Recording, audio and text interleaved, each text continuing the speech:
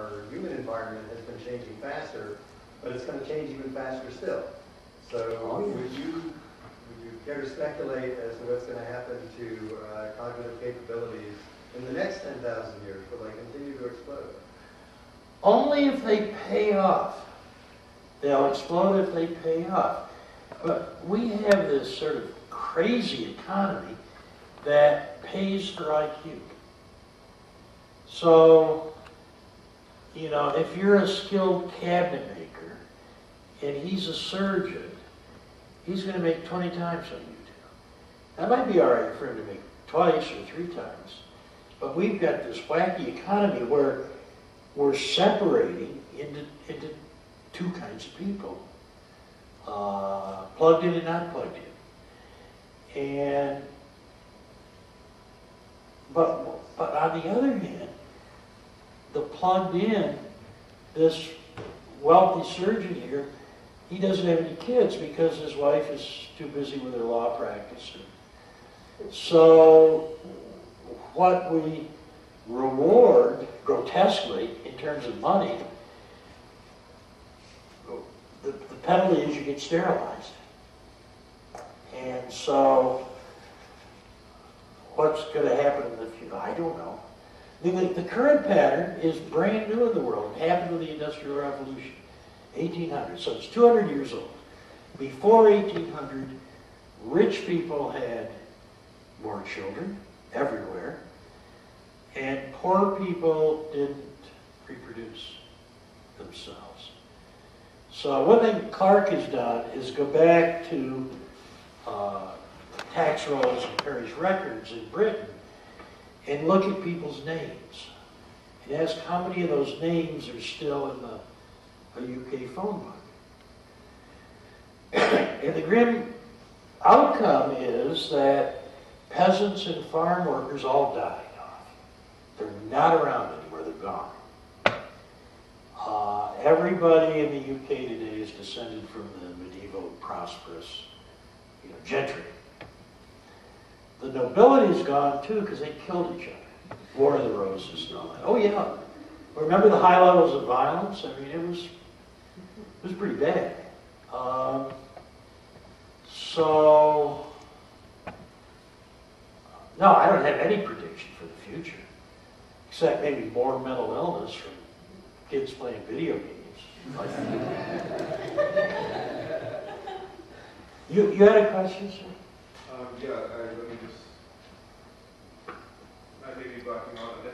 Oh no, okay, so at the beginning of your lecture you mentioned that there was this prevalence in thought, Steve Jay Gould and others, that basically evolution has stopped with us humans and that it's all more or less random. Did they have any evidence for this? I mean, what were their arguments to say that we have stopped evolving?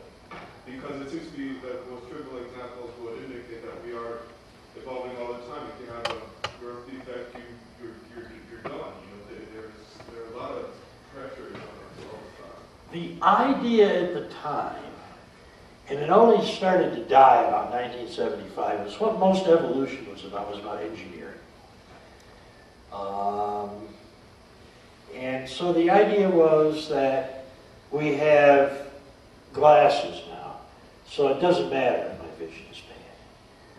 It doesn't matter if I'm not cold tolerant because I've got a warm coat. That somehow culture was mitigating the effects of the environment, and that most evolution was really about adapting to the environment. And so, if that were true, I think that's true. I can wear sunscreen. I don't need to have black skin. But what they missed was all the evolution that goes on because of social things. You're a healthy, hardy guy, but women don't like the way you look. Or you're violent and always getting in bar fights, which would have gotten you love in 1500 in England. But today, females just think you're obnoxious. mean, that kind of thing. They never occurred to them.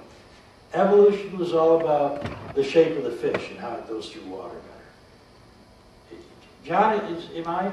Yeah, no, I think that's absolutely right. People, they forgot about not just the social environment, as you mentioned, but also diet, right? I mean, your example, right? There's a change in food, which has been profound over the last 2,000 years, and diseases, right? We pack into cities, which are a completely different environment in all sorts of ways.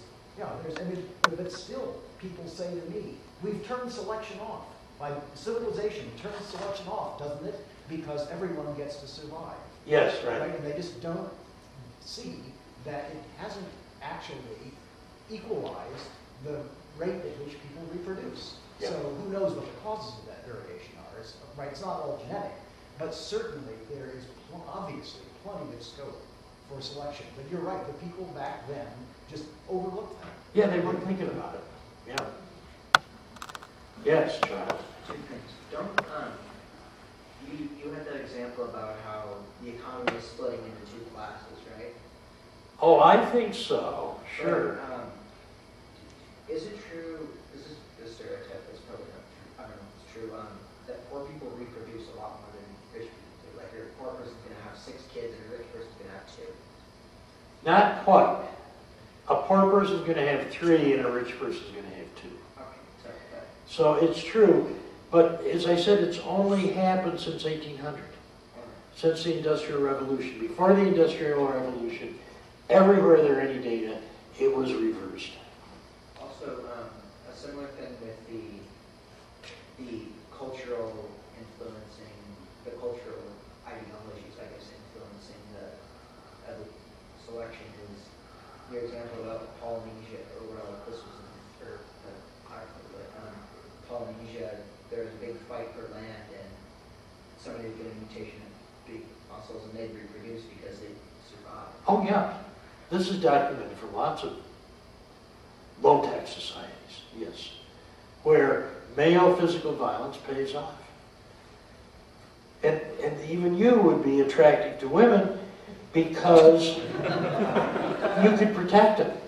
And what men do in these societies often is not much, but they do protect women from other men.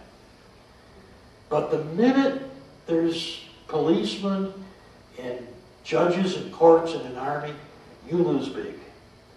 And boy, you lost big in medieval England. You were disrespectful to the sheriff and you were off to Australia. You were on the wrong side of the English Civil War and Cromwell's soldier in Carolina. Yeah. So, these big differences. So I don't think it's implausible that change in homicide rate is genetic. Not a bit.